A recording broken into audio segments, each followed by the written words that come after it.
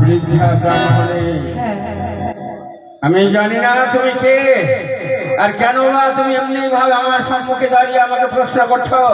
তার আগে বলো তোমার আত্মপরিচয়, তুমি কে? আমি কে? অবশ্যই আমি আমার পরিচয় দিব। হ্যাঁ অবশ্যই দেব। কিন্তু তোমার পরীক্ষা করে দিন, দেখো তুমি পারবে কি পারবে না। আমি তোমার আত্মপরিচয় চাই, তারপর আমি তোমাকে আমার পরীক্ষার ক্ষমতা, তোমার পরীক্ষার ক্ষমতা আমি দেখাবো। বেশ, আজ আমি তোমার আশীর্বাদ দেখাবো। দেখো আমি শিক্ষক না পদ্মাবতী। ঠিক নন্দিনী পদ্মাবতী। হ্যাঁ তুমি দেবী? আমি দেবী। তুমি দেবী নও? সবাই বলে মর্তলোকে আমি দেবী মনসা। শিক্ষক না পদ্মাবতী আমি। কি বললে তুমি মনসা? হ্যাঁ। যার অনুমতির আগের বিষের যন্ত্রণায় পৃথিবীর মানুষ জীবজন্তুকে ছটফট করে মরে যেতে হয়, সে দেবী নয়, এটা রক্ত বিনাশের রক্ত। তাই সত্য, তুমি সরে যাও আমার সম্মুখ হতে।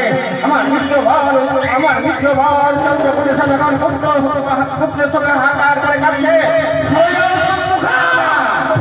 আমি যে সরে দেবে আসিনি, আমি তোমার পথের মাঝে আমি রয়েছি। আমি তুমি যদি এতে দেবী ওঝা দিতে হও, পরীক্ষা দিতে হবে আমার সামনে। তোমাকে আমার পরীক্ষা দিতে হবে? বেশ, তাহলে বলো এমন কি পরীক্ষা নেবে তুমি? ওই তো রয়েছে বটে বৃক্ষ। ওই বটে বৃক্ষ যদি তুমি পড়ে ছাই করতে পারো, তো ভাবো তুমি ওঝা। এই বটবৃক্ষ? হ্যাঁ তুমি বীজ দ্বারা পুড়িয়ে ভরসা করবে আর আমাকে পুনর্বার খুঁজে তাই হবে পদ্মাবতী, তাই হবে। তোমার শেষ ইচ্ছাটাও অপূর্ণ থাকবে না, তোমার শেষ ইচ্ছাও আমি পূর্ণ করবো। তাহলে তুমি ভরসা করো, আমি পুনর্বার জীবিত করবো।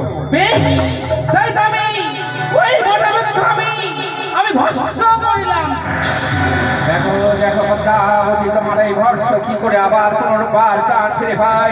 জয় শিব শম্ভু, জয় শিব। কি করে হলো?